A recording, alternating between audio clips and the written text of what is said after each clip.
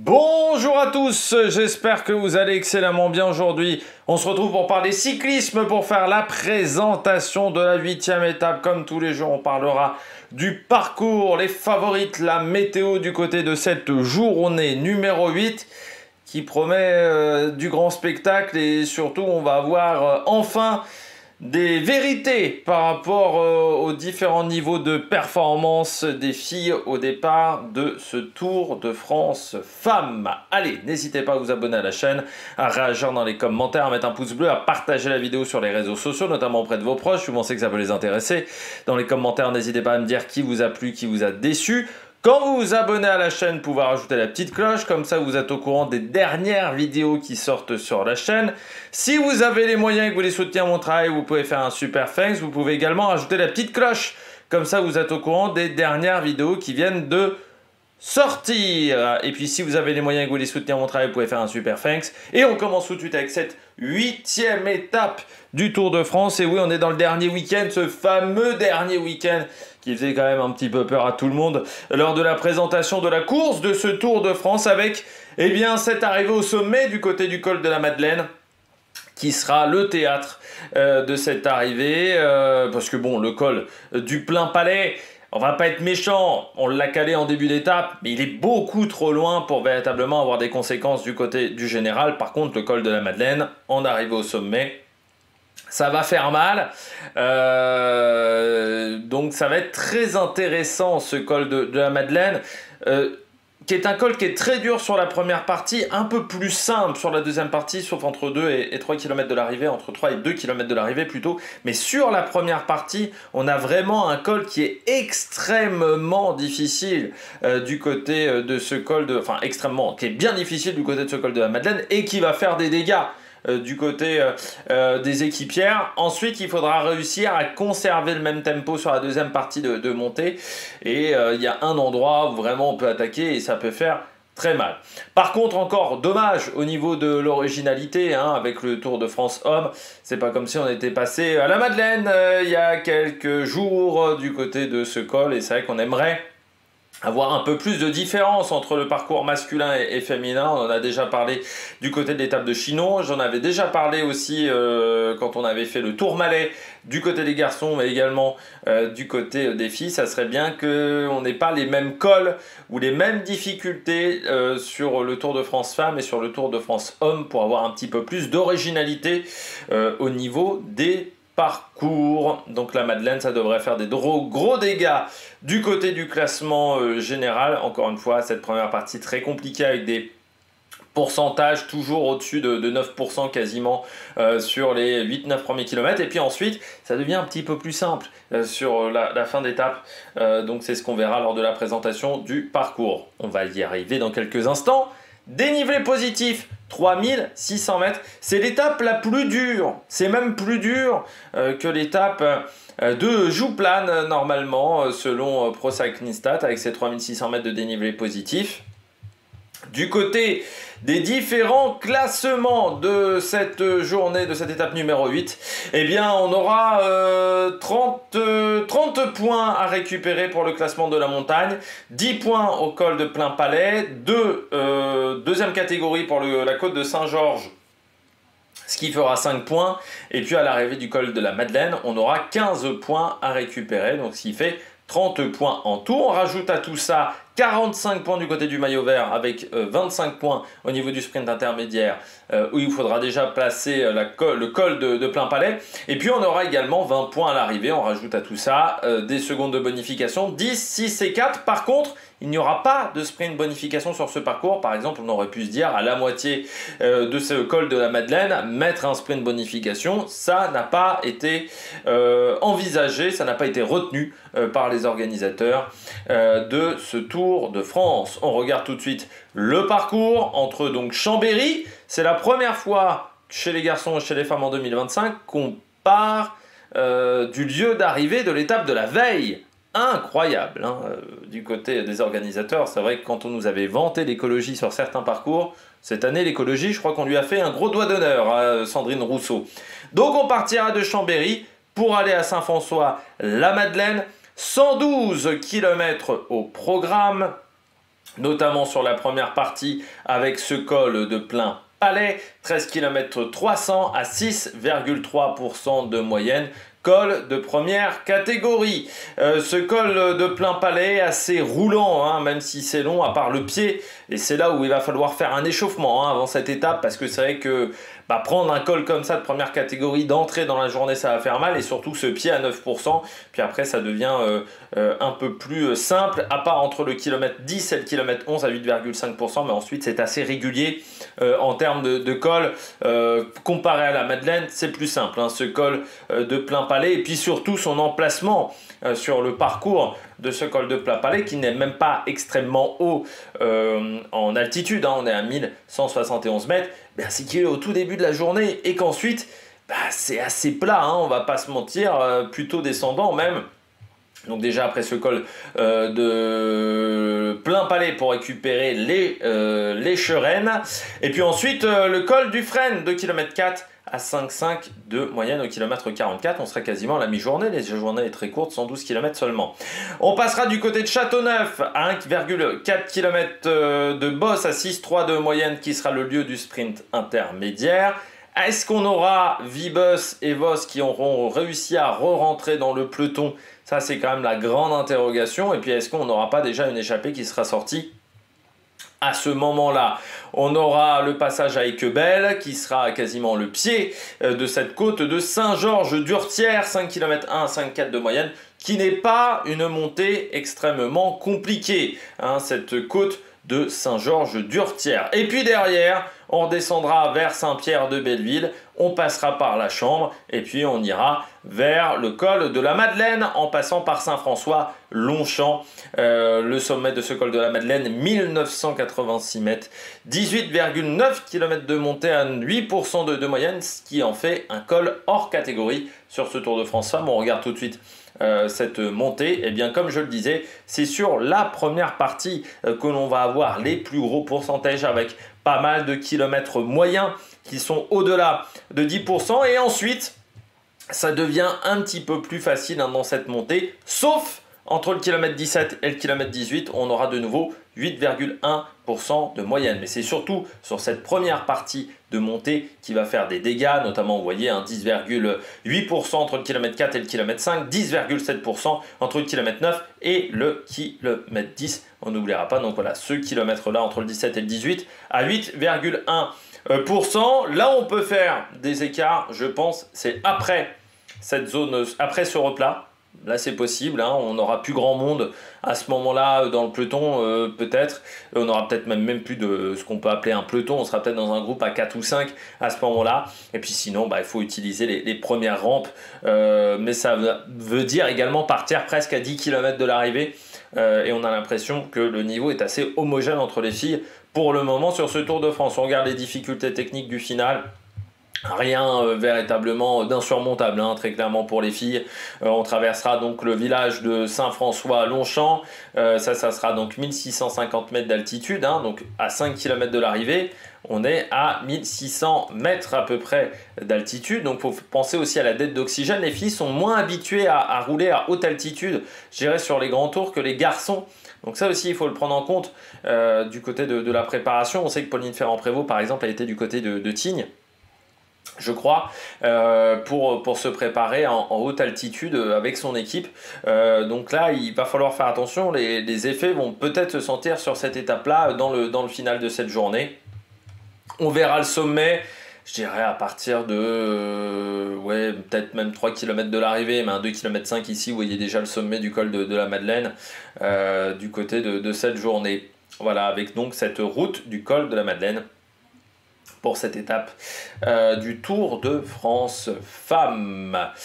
On regarde la carte de cette journée. La carte, tout simplement, part de Chambéry. On aura donc le col de Plein Palais pour sortir de Chambéry, puisque Chambéry c'est un petit peu en cuvette.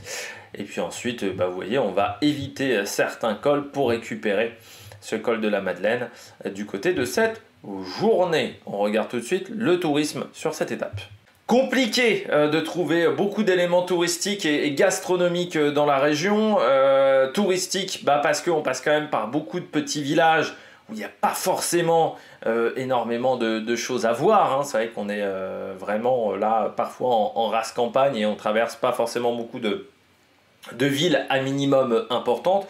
Au niveau de la gastronomie, tout simplement, c'est parce que je commence à être un peu à court du côté de la Savoie. Heureusement, j'ai retrouvé des trucs pour la dernière étape, mais c'est vrai que pour cette journée-là, j'avais plus grand-chose en stock parce qu'on a quand même passé quasiment 5 jours en Savoie, 4 jours là, 2 jours là, 3 jours pardon, du côté des filles, mais aussi 2 jours avec les garçons. Donc c'est vrai que dans cette région des Alpes, où se trouvent les cols du Tour de France, et bien c'est un petit peu compliqué. Désormais, on commence avec Chambéry, un élément architectural qu'on n'avait pas qu'on n'avait pas vu du côté de Chambéry. C'est la cathédrale Saint-François de Sales, construite entre le 15e et le 16e siècle. C'est un style gothique flamboyant. Alors, au départ, cette chapelle était modeste, la construction débute vers 1420, et puis cette construction qui va s'agrandir et se terminer en 1585, alors à l'occasion de la création de l'échevêché de Chambéry en 1779, l'église Saint-François devient une cathédrale. Voilà, tout simplement. La restauration de la façade en pierre de Molas est achevée en 2009. Et la cathédrale se voit offrir par le diocèse de Turin en 2014 une copie du suaire de Turin qui est visible dans la chapelle de la Résurrection. Alors il y a aussi une particularité technique avec cette cathédrale, c'est qu'elle a été construite sur 30 000 pilotis de mélèze. Et vous avez un orgue également qui est classé au monument historique avec 50 registres, ce qui en fait le plus important de la région Auvergne-Rhône-Alpes. Vous avez également la rotonde ferroviaire, voilà, qui est un élément ferroviaire unique, également du côté de Chambéry, qui est un bâtiment qui entretient les locomotives. Vous avez également des modèles historiques de locomotives à l'intérieur de cette rotonde ferroviaire, mais qui ne doit être visitable que pendant les journées du patrimoine. On passe à la suite du côté de cette étape et on va du côté des châteaux que je me retrouve. Je crois qu'on est à Saint-Pierre, si je ne me trouve pas, d'Albigny, c'est ça. Saint-Pierre d'Albigny, donc avec ce château. C'est le château de Miolan. Miolans, je ne sais pas comment on doit le prononcer, qui date du XIe siècle. C'est un château fort médiéval. Donc au départ, il était à vocation défensive. Et puis il va être transformé en prison d'État entre 1564 et 1790. On va compter à l'intérieur le marquis de Sade, qui va être le plus célèbre des prisonniers. Et puis ensuite, c'est une propriété privée des descendants de l'ancien préfet de Savoie qui va le racheter en 1869 pour le restaurer. Et aujourd'hui, eh bien, vous avez quelques visites dans ce château et puis surtout des événements culturels à l'intérieur. Et puis vous avez également, du côté de Saint-Pierre d'Albigny, eh bien, le parc naturel des Bauges, un parc naturel créé en décembre 1995 qui s'étend sur 85 000 hectares et comprend 65 communes à l'intérieur.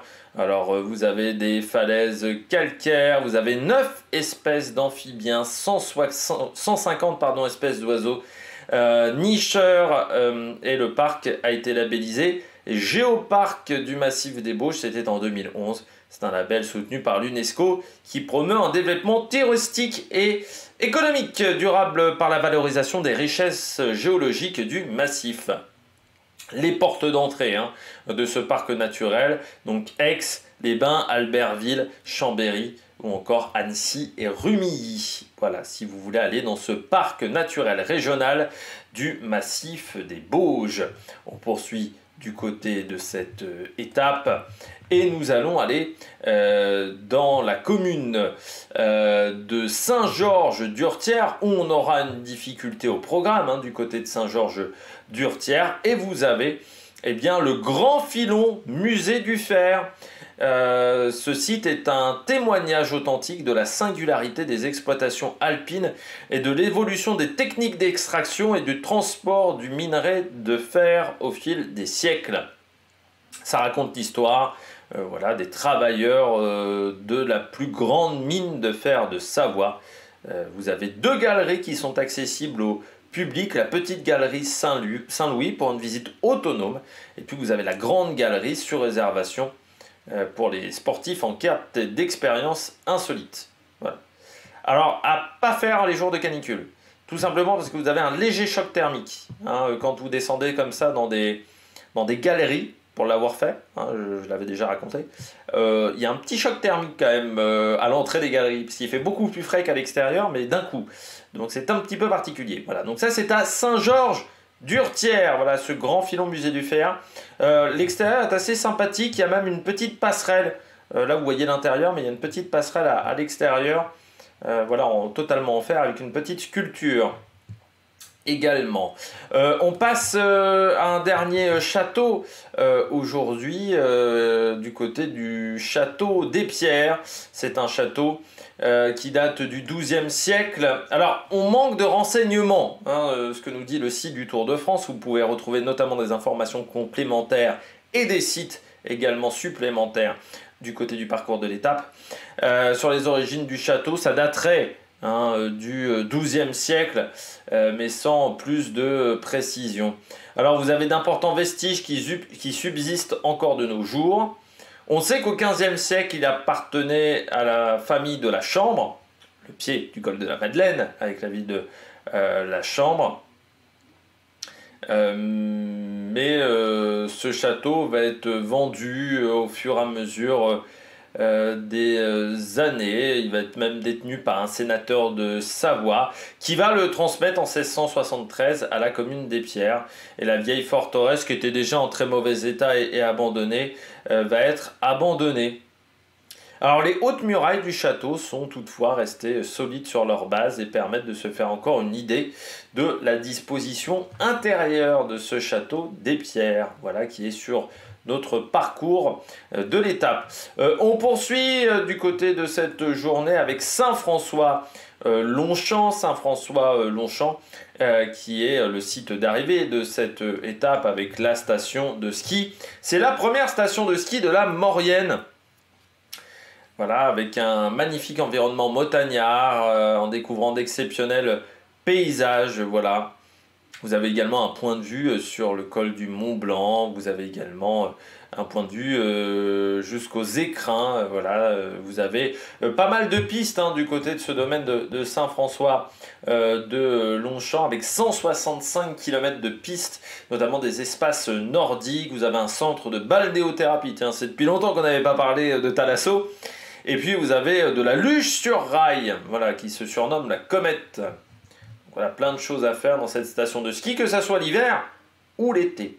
Et puis on termine avec l'église.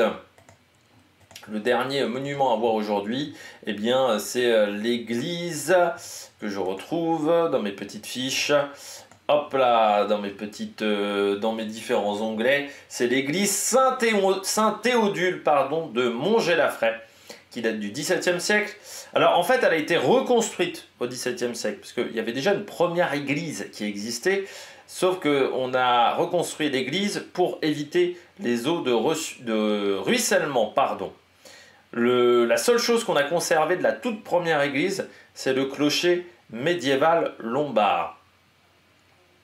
Voilà, vous avez une statue de Saint-Théodule avec un verre à vin rempli, qui va être rempli chaque année, c'est une tradition dans la commune. On poursuit avec les spécialités locales. Il y avait encore une spécialité qu'on n'avait pas parlé parce que c'était un peu la solution de facilité. La tartiflette, bien entendu, que tout le monde connaît. Alors c'est dérivé d'un mot savoyard, le tartifle ou la tartifla, qui voulait dire en fait pomme de terre en savoyard. Bien entendu, la base c'est un gratin de pommes de terre, oignons, lardons avec du reblochon, normalement le fromage. Ou un fromage AOP des pays de Savoie, mais c'est vrai que le reblochon c'est assez typique du côté de la tartiflette.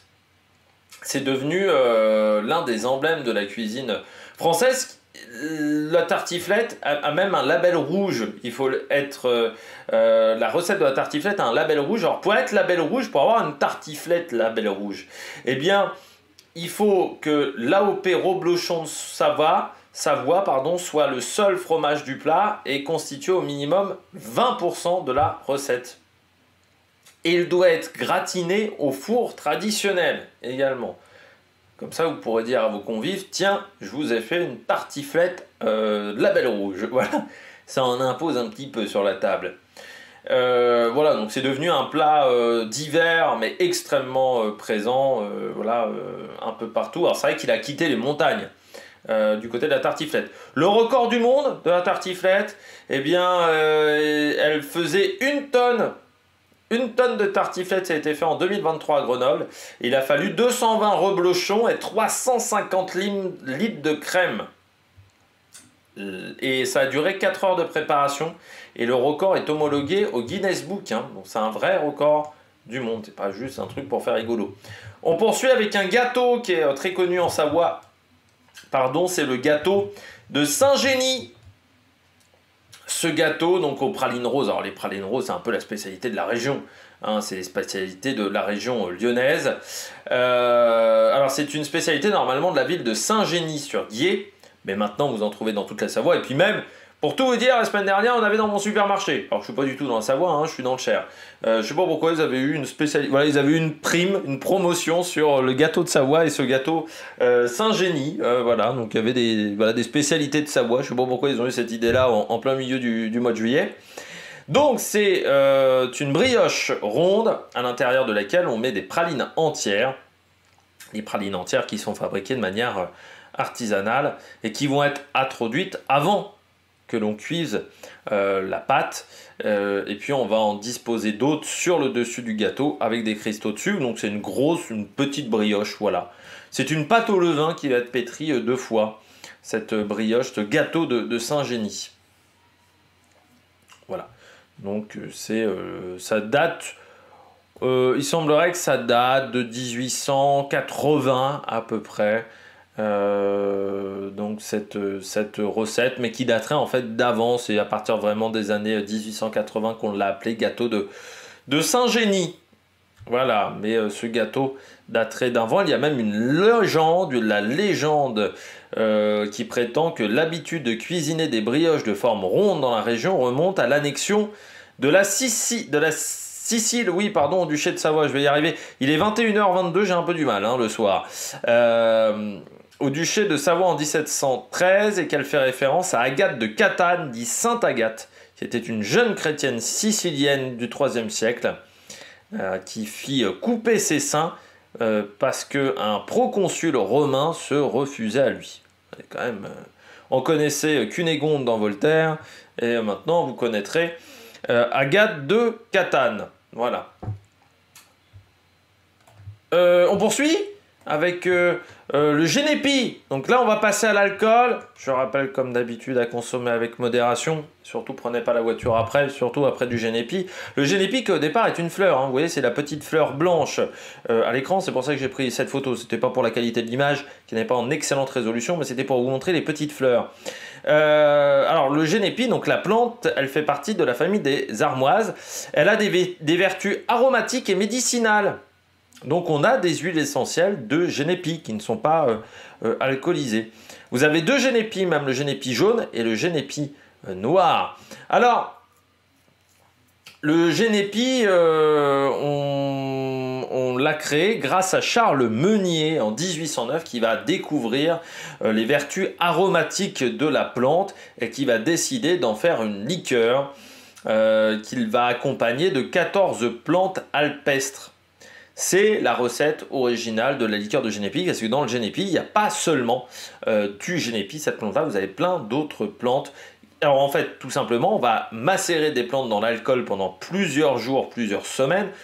Comme ça, ça va permettre de donner un peu des arômes, ainsi que toutes les textures et les couleurs. Et puis à la fin de la macération, c'est l'infusion mélangée à du sucre pour corriger un petit peu l'amertume, qui va permettre d'avoir cette liqueur de génépi, Puis sinon, il y a également la distillation hein, qui peut être utilisée pour avoir un génépi avec des arômes un petit peu plus fins et plus délicats. Et c'est fait notamment au sein de la maison Meunier, qui est un petit peu la référence sur les génépi. Et puis je termine avec un deuxième alcool aujourd'hui. C'est un alcool qui s'appelle le vermouth, voilà, qui est de la région. Vous voyez les bouteilles de vermouth, et c'est également une spécialité autour de Chambéry. Il a fait la fortune des entreprises italiennes, hein, comme vous le voyez, notamment Martini. Et puis en France, il est fait du côté de Chambéry, qui est la capitale historique de Marseille, ou la capitale historique, pardon, de la région de Savoie. Et en fait, c'est du vin aromatisé par injonction d'eau de vie ou de liqueur. Donc, ce qui fait que ça en fait un vin qui est très costaud, entre 14,5 degrés et 22 degrés. Alors l'Union européenne encadre énormément le vermouth, donc c'est très très précis hein, au niveau de la fabrication du vermouth. Donc il y a énormément de variétés de vermouth, que ce soit dans l'alcool utilisé au départ, entre du vin rouge, du vin blanc, du rosé, mais également sur les plantes aromatiques que l'on va utiliser aussi. Donc c'est vraiment énormément différent entre les différentes spécialités de vermouth. Voilà, c'était le dernier alcool de la région. On va attaquer tout de suite la partie histoire du côté de ce Tour de France. Alors, on arrive, on repart de Chambéry, donc on ne va pas refaire l'histoire des arrivées et des départs du côté de Chambéry. Par contre, on va parler peut-être du col de Plainpalais. Ce col de Plainpalais qui accueille le Tour de France pour la troisième fois. Les deux premières fois, c'était pour le Tour de France Femmes en 78. Lors de la première victoire de Bernard Hinault sur le Tour de France, une étape qui s'était achevée à Morzine. Alors le parcours était énorme, hein. Il y avait 7h13 de vélo, 225 km. C'était Christian Seznec qui s'était imposé. Bernard Hinault avait pris la troisième place à 9 minutes. 6500 mètres de dénivelé positif, le col de Porte, Cucheron, Glagné, Plainpalais, Les Chaux, Colombières, Châtillon, Jouplane pour finir. Si à la fin tu avais encore un petit peu d'énergie, c'était compliqué. Et c'était pas la dernière étape du Tour de France, hein. On était à l'étape 17, le lendemain c'était Morzine-Lausanne, et l'étape 19 c'était Lausanne-Belfort. Donc il y avait encore 3 belles étapes en termes de parcours. Et puis en 85, là c'était 6000 mètres de dénivelé positif, mais sur 270 km. On partait de Morzine pour aller à Lens-en-Vercors. Là aussi, hein, Châtillon, la Colombière, Les Chaux, Plainpalais, Col du Granier, Montaut. Il y avait la côte de Saint-Nizier-du-Moucherotte et Lens-en-Vercors. Et là, le Colombien Parra avait remporté l'étape en 8h25, ce qui, je pense, dans les 40 dernières années du Tour de France, doit en faire peut-être l'étape la plus longue de cette période-là, parce que 8h25 de course, c'est énorme.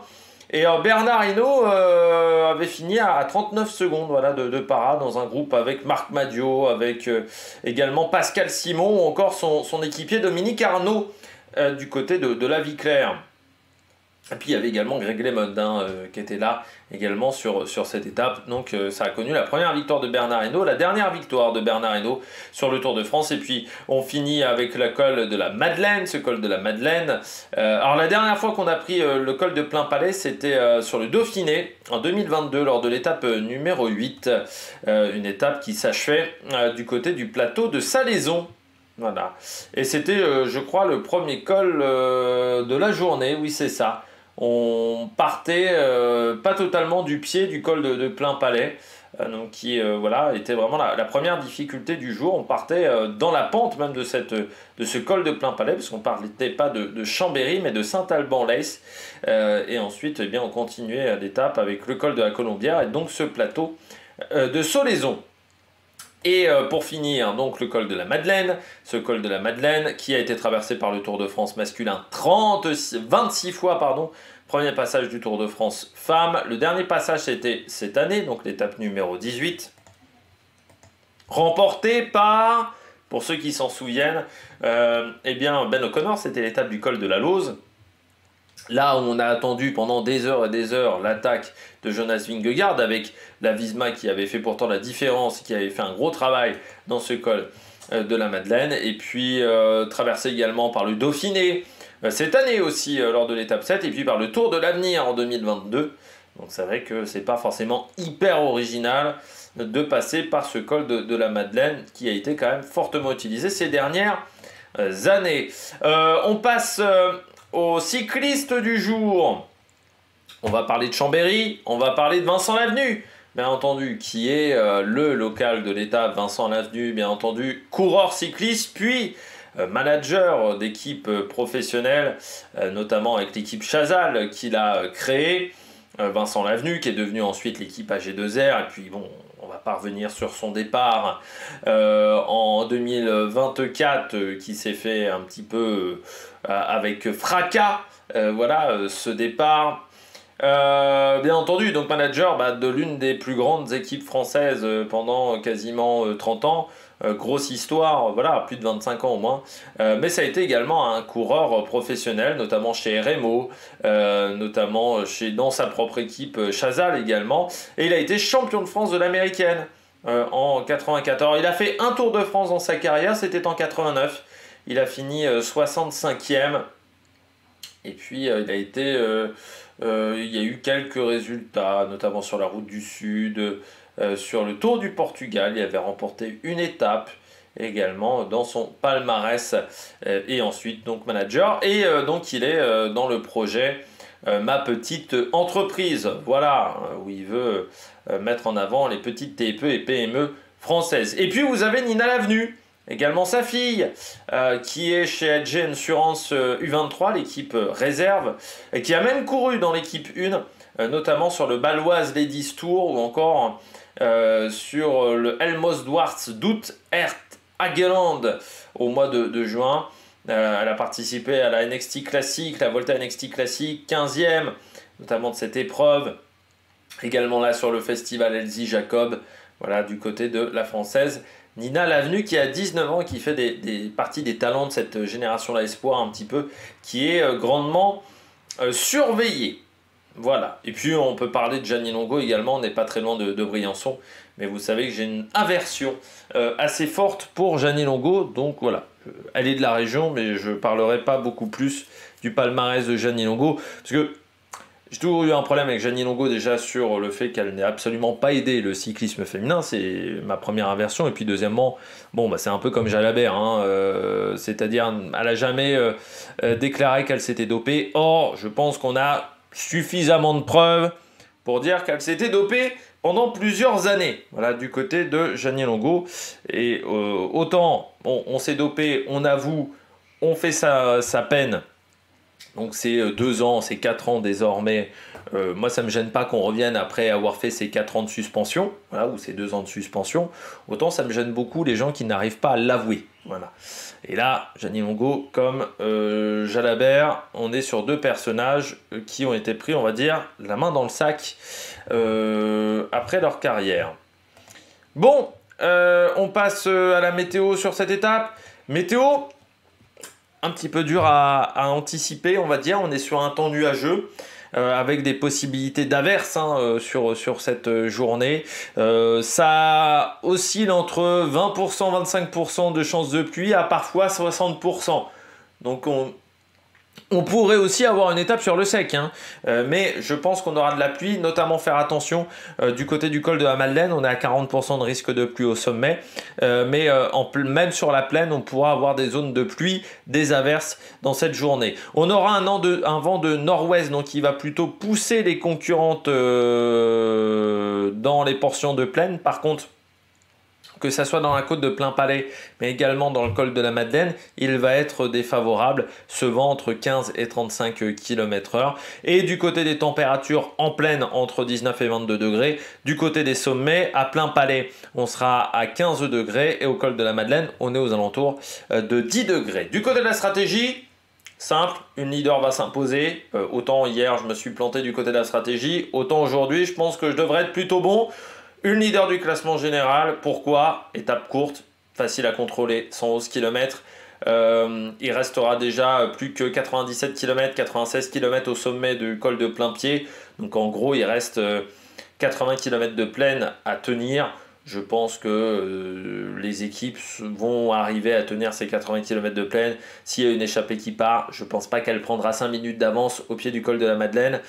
Donc, et puis même 5 minutes au pied du col de la Madeleine, si on est avec des rouleuses, ça risque d'être compliqué du côté de cette du côté de cette étape, et je pense que c'est la meilleure qui s'imposera du côté de cette journée. Du côté de mes favorites, j'ai mis Demi Vollering. Je trouve qu'elle cache un peu son jeu, je pense. Alors il y a eu les chutes, hein, mais je pense qu'elle cache un peu son jeu. Je pense qu'elle est un peu au-dessus des autres quand même, mais qu'elle veut pas trop le montrer. Il faudra se méfier quand même de Neviadoma, qui me semble très enjambe quand même la polonaise, mais qui a quand même perdu des équipières. Ça peut être un petit souci quand même pour Neviadoma, notamment elle a perdu Soraya Paladin, Cécile Trepledvik semble pas au top de sa forme, donc ça peut être un souci. Puis n'oublions pas Van der Breggen, mais qui a fait quand même beaucoup d'efforts sur les étapes de plat, notamment pour placer Vibus, donc qui ne s'est pas vraiment économisé contrairement à d'autres filles, notamment Vollering et Neviadoma que j'ai cité précédemment. Et puis en grosse cote, le 3 à la suite pour Maëva Skiban, j'avais 203. Mais là, déjà, elle va être surveillée. Mais on ne sait jamais. Si elle est parmi le groupe des leaders, et elle est en capacité d'être avec le groupe des leaders, c'est-à-dire d'être avec les 15-20 meilleurs, si ça se regarde un petit peu encore du côté de cette étape, il ne faut pas hésiter à attaquer. Elle est encore loin en général, et puis essayer d'en prendre une troisième. Voilà, pourquoi pas, hein, sur un malentendu, comme on dit toujours, ça peut marcher. Programme télé, départ fictif à 13h45, qui sera, je rappelle, l'étape sera diffusée en intégralité, contrairement aux précédentes. Départ fictif qui va durer un quart d'heure. Le col de Plain-Palais à 98 km de l'arrivée, entre 14h40 et 14h44. Le sprint intermédiaire à Châteauneuf, qui sera à 55 km de l'arrivée entre 15h28 et 15h37. La côte de Saint-Georges-d'Urtière en deuxième catégorie. Le sommet à 38 km de l'arrivée. C'est une côte de deuxième catégorie entre 15h55 et 16h07 pour une arrivée prévue entre 17h15 et 17h43. Et ça sera du côté de France 2. Si je ne me suis pas trompé, du côté de cette étape. Puis n'oubliez pas, il y aura également la Classica San Sebastian demain. La Classica, normalement, elle arrive entre 16h30 et 16h45. Donc, on peut envisager, pourquoi pas, de regarder les deux en double écran ou de pouvoir regarder la dernière heure de course à la télévision après avoir vu la Classica San Sebastian. Allez, j'espère que vous avez aimé cette vidéo. N'hésitez pas à vous abonner à la chaîne, à réagir dans les commentaires, à mettre un pouce bleu. Et puis nous, on se retrouve pour de nouvelles aventures sur Amérique Production. Ciao, ciao!